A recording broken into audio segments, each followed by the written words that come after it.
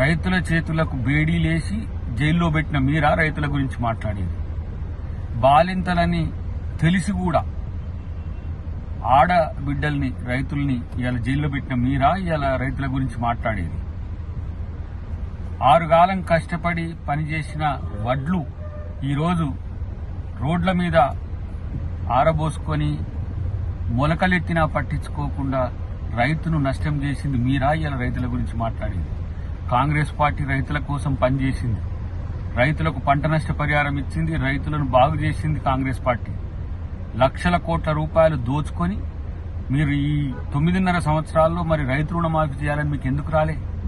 25,000 ఏదో బిచ్చగాళ్ళకి చేసినట్టు చేసి ఇలా రైతు రుణమాఫీ 3 నెలల్లోనే, 3 నెలల్లో కాదు 80 రోజుల్లోనే పూర్తి చేయాలని తిరుగుతున్నారు. సిగ్గుండాలి కదా మీకు.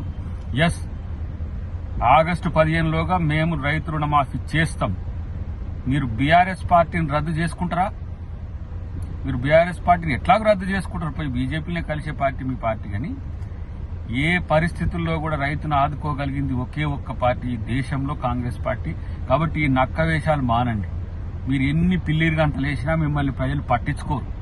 కొత్త రూపాలు వేసుకొని వివిధ రూపాల్లో వచ్చినా కూడా ప్రజలు గమనించరు, మీకు తగిన శాస్తి చెప్తారు. ఇప్పటికైనా కొంచెం బుద్ధితో ఉండండి అని చెప్పి హితవు.